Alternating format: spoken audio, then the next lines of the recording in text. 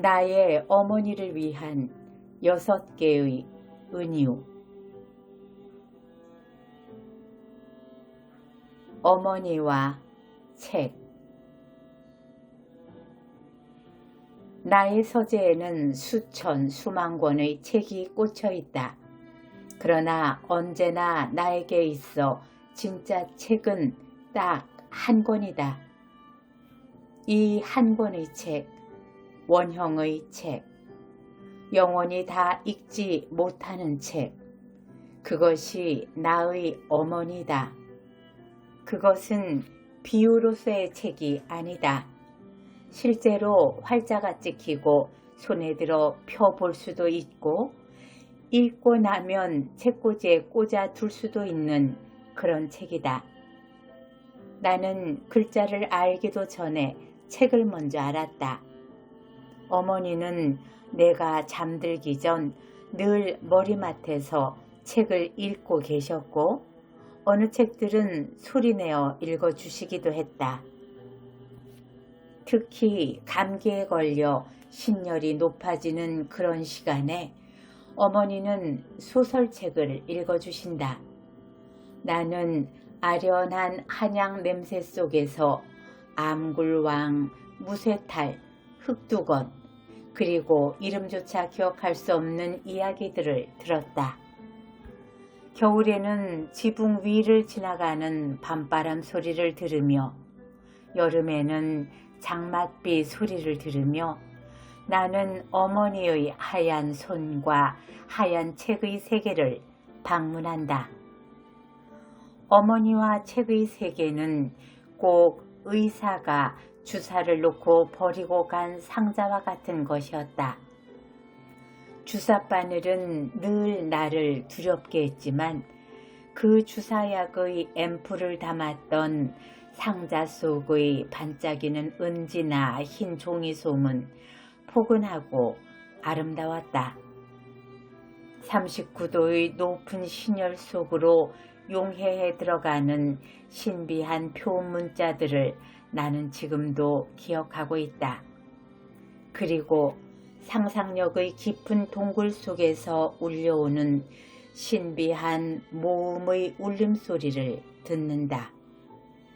조금 자라서 글자를 익히고 스스로 책을 읽게 되고 몽당 연필로 무엇인가 글을 쓰기 시작한 뒤에도 나에게는 언제나 어머니의 손에 들려있던 책 한 권이 있었다. 어머니의 목소리가 담긴 근원적인 그 책 한 권은 지금도 나를 따라다닌다. 그 환상의 책은 60년 동안에 수천 수만의 책이 되었고 그 목소리는 나에게 수십 권의 글을 쓰게 하였다. 빈약할 망정 내가 매일 폰에 쓸 수 있는 상상력의 우물을 가지고 있다면, 그리고 내가 자음과 모음을 갈라내 그 무게와 빛을 식별할 줄 아는 언어의 저울을 가지고 있다면 그것은 오로지 어머니의 목소리로서의 책에서 비롯된 것이다. 어머니는 내 환상의 도서관이었으며 최초의 시요 드라마였으며 끝나지 않는 길고 긴 이야기 책이었다. 어머니와 나들이. 어머니는 최초의 외출, 집을 떠나고 마을을 떠나고 그리고 고향을 떠나는 법을 가르쳐 주셨다. 그냥 떠나는 것이 아니라 돌아오는 것, 집으로 돌아오고 마을로 돌아오고 그리고 고향으로 돌아오는 법도 가르쳐 주셨다. 그것이 우리말 가운데 가장 미묘하고 아름다운 나들이다. 나들이는 나가면서 동시에 들어오는 모순을 함께 쌓아버린 아름다운 우리말이다. 어머니는 나의 작은 손을 잡으신다. 그리고 보리밭 사이길과 산모퉁이, 마찻길, 신장로, 이렇게 작은 길에서 점점 넓어지는 길로 나는 어머니를 따라서 나들이를 한다. 아버지가 서울에서 사오신 작은 가죽 구두를 신고 흙을 밟으면 이상한 소리가 난다. 그것은 새 가죽이 구겨지는 구두 소리가 아니라 눈부신 이 공간 속으로 들어가는 내 작은 심장의 고동 소리였는지도 모른다. 길가에 있는 배풀을 처음 본 것도, 땅개비가 뛰는 것도, 하늘 높이 떠서 원을 그리는 솔개도 모두 어머니의 등 너머로 본 풍경들이다. 나들이 하실 때의 어머니 몸에서는 레몬, 파파야나 박하분 냄새가 났다. 이 나들이의 절정은 10리쯤 떨어진 외갓집을 찾아갈 때다. 그곳으로 가려면 장승이 서 있는 선앙당 고개를 넘어야 한다. 여기가 바로 나의 에세이 흙 속의 저바람 속에의 마지막 장에 나오는 바로 그 선앙당 고개다. 설화산 뒤편의 이 작은 분지에는 유난히 대추나무와 감나무가 많았고 그 나무가 우거진 곳에 외가가 있었다. 긴 돌담을 돌아 소슬대문과 십장생도가 그려진 어머니의 장롱속 같은 안채로 들어가면 정말 믿기지 않도록 늙으신 외할머니가 살고 계셨다. 미숫가루라도 외가에서 먹는 것은 집의 것과는 다른 맛이 난다. 사랑채로 가는 일각대문 너머로는 인긴척이 없는 남새밭이 있었고 한 구석에는 양 모양을 조각한 이상한 성물들이 모여 있었다. 벽장 그림이나 벽지의 무늬도 다 달랐다. 어머니가 원주 원씨고 외할머니는 덕수 이씨라는 것, 어머니의 어머니가 외할머니라는 것, 그리고 여자들의 성은 서로 다르다는 것을 알게 된 것도 이 나들이에서 배운 것들이다. 외갓집은 공간만이 아니라 그 시간도 달랐다. 벽시계는 모양도 시간마다 치는 종소리도 우리 집 시계와는 달랐다. 종소리는 깊은 우물물 속에서 들려오는 것 같은 소리를 냈고 문자판에는 알 수 없는 글자들과 12지간지의 동물들이 그려져 있었다. 어머니의 어머니가 살고 계시는 이 외갓집은 기왓골의 이끼처럼 훨씬 오래된 시간으로 이곳에 오면 어머니는 나처럼 작은 신발을 신은 아이가 되는 것 같았다. 왜냐하면 떠날 때가 되면 어머니와 할머니는 서로 우신다. 외할머니는 긴 돌담을 돌아 우리가 선앙당 고개를 넘어갈 때까지 서 계시고 뒤돌아보기만 하면 빨리 가라고 손짓을 하신다. 늦은 날에는 집에 돌아가기도 전에 별들이 나오고 이 나들이로 나의 장단지에는 조금 알이 배고 키는 한치가 더 큰 것 같은 생각이 든다. 떠나는 것과 돌아오는 것, 만남과 헤어짐, 번쩍이는 비늘을 세우고 먼 이국의 바다로 헤엄쳐 나갔다가 다시 모천으로 회귀하는 연어 떼처럼 어머니는 나에게 떠나는 법과 돌아오는 법을 가르쳐 주신다. 이제는 돌담도 다 무너지고 감나무도 잘리고 없는 빈 마당뿐인 외갓집인데도 가죽 소리가 나는 작은 구두를 신고 나는 어머니를 따라 이따금 외갓집 나들이를 한다. 어머니와 뒤주. 바깥 하늘이 눈부시게 개일 때일수록 대청마루는 어둡다. 그 그늘진 곳에 계목나무에 묵직한 뒤주가 있고 그 위에는 모란꽃 무늬를 그린 청아백자 같은 것이 놓여있다. 나보다 키가 커서 그 뒤주 속을 들여다보려면 까치발을 떼어야 한다. 내 기둥과 두꺼운 나무 판자로 쌓여진 뒤주 모양은 어머니가 안방에 앉아 계신 것처럼 늘 마음을 든든하게 한다. 끼니 때가 되면 이 뒤주에서 수복강령이라고 손수 붓글씨로 쓰신 복바가지로 어머니는 하얀 쌀을 퍼내신다. 대식구가 먹어야 하는 그 양식은 옛날 이야기에 나오는 화수분 단지처럼 그 뒤주 속에서 어머니의 바가지 속으로 넘쳐 나온다. 많을 때에는 좋기 30명이 넘는 식소를 거느리시는 어머니는 이 뒤주처럼 묵직하고 당당하시다. 그러나 어머니는 밖에 나가실 때마다 끼니 때가 아닌데도 꼭 뒤주문을 여신다. 그리고는 엎드려서 손가락으로 글씨를 쓰신다.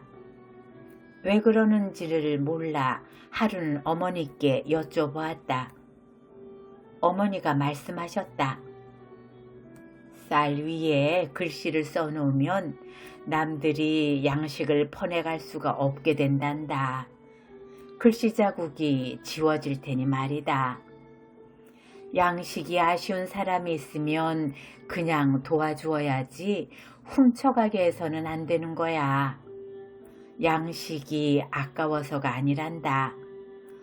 뒤주를 자물쇠로 잠그면 남을 의심하는 것이니 그들이 상처를 받게 되고, 그렇다고 그냥 놔두고 집을 비우면 나쁜 짓을 할 생각이 없었던 사람들도 나쁜 짓을 하게 되는 거지. 쌀을 퍼간 사람보다 그런 틈을 준 사람이 더 죄를 짓는 거란다. 어머니는 어렵게 사는 사람과 불쌍한 사람을 늘 돕고 후한 덕을 베풀어 주시는 분으로 소문이 나신 분이다. 그러면서도 어머니는 뒤주처럼 대청 한복판에 떡 버티고 앉아 집안을 지키신다. 어머니는 어두운 대청마루에 신전처럼 자리하고 있는 뒤주다.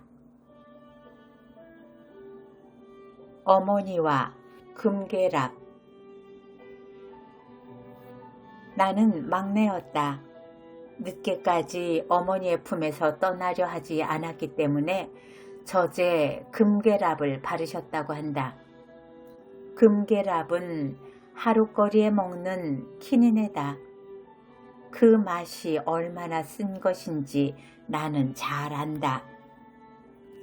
우리가 성장한다는 것은 어머니의 몸으로부터 조금씩 떨어져 나가는 의식이기도 하다. 그것이 나에게는 금괴랍의 맛일 것이다. 태어나는 순간부터 우리는 그 아픔을 겪어야 한다.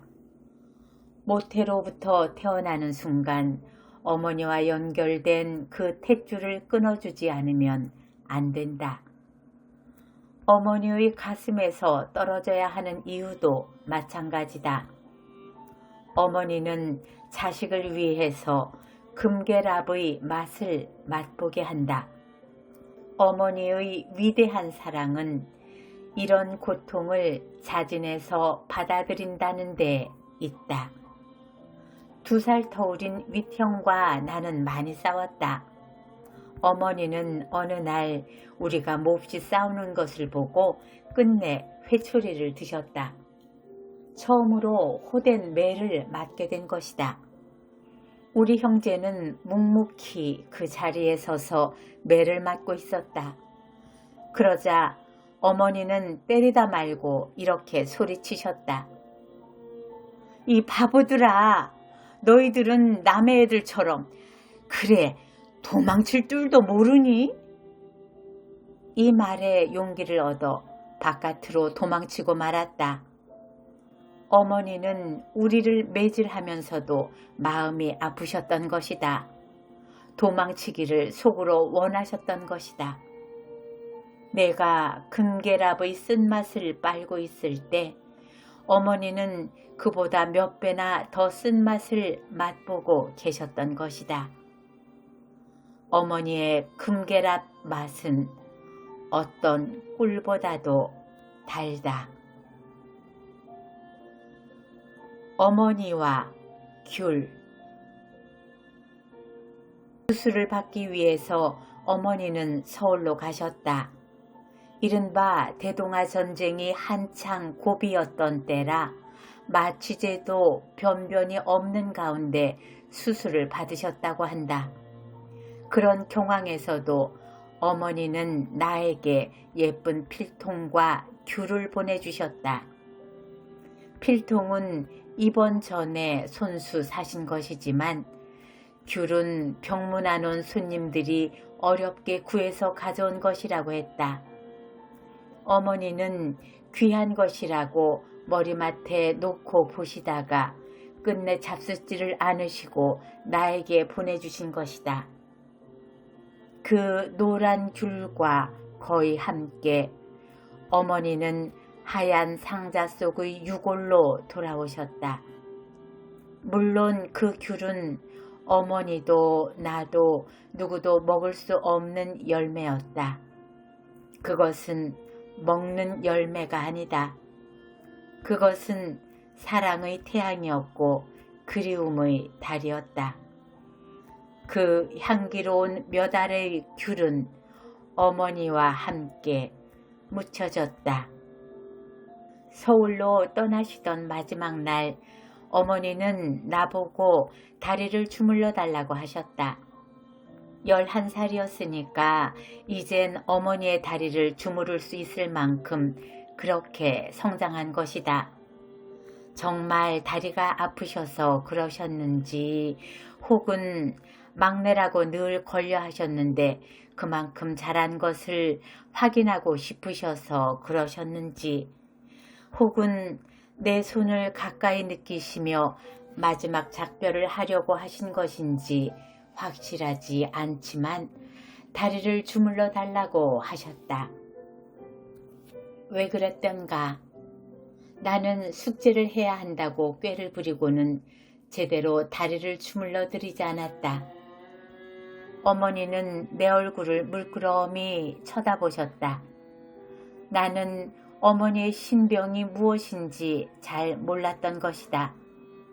그것이 정말 마지막인지 몰랐던 것이다. 나는 더러 산소에 갈 때 귤을 산다. 홍동백서에는 지정되어 있지 않은 색깔이지만 제상에다가 귤을 고인다. 그리고 귤을 살 때마다 나는 귤값이 너무나 싼 것에 대해서 절망을 한다. 분노한다. 어머니가 머리맡에 놓고 가신 그 귤은 지폐 몇 장으로 살 수 있는 그런 귤이 아니었기 때문이다. 내 이제 어디에 가 그 귤을 구할 것이며 내 이제 어디에 가 어머니의 다리를 주물러 드릴 수 있을까? 어머니와 바다. 나는 11살에 어머니를 잃을 때까지 바다를 본 적이 없다. 그림책이나 사진에서 본 바다 말고는 하얀 모래밭, 소금기가 있는 해풍, 해안의 바위와 파도, 그리고 무엇보다도 무한히 퍼진 푸른 수평선을 몸으로 체험해 본 적이 없다. 그런데 분명히 나의 어린 시절에도 그 바다가 있었다. 그것은 바로 어머니다. 한자의 바다 해는 어머니의 모자가 들어있다. 그리고 바다를 가리키는 불란서의 메르는 어머니를 뜻하는 메르와 똑같다. 그래서 불란서에서는 어머니 속에 바다가 있고 중국에는 바닷속에 어머니가 있다는 말이 생겨나기도 했다. 바다는 넓고 깊다. 어머니의 무한한 사랑과 은혜는 바다와 같다. 그리고 인류의 생명은 바다에서 탄생했다. 바다는 생명의 시원이며 최초의 인류를 잉태한 양수다. 그러므로 누구에게나 생명의 발원이 된 모태는 태초의 바다인 것이다. 그러나 그만한 이유로 그리고 그러한 관념적인 풀이로 내가 바다를 보기 전에 이미 바다를 보았다고 말하는 것은 아니다. 내가 말하는 어머니와 바다의 동질성은 보다 감각적이고 구체적인 것이다. 바다는 늘 나에게 살아있는 죽음으로 다가온다. 바다는 살아있는 어떤 것보다 생명력에 가득 차 있다. 어떤 짐승이 저렇게 강렬하게 숨 쉴 수 있고 소리칠 수 있고 쉴 새 없이 생동할 수 있겠는가?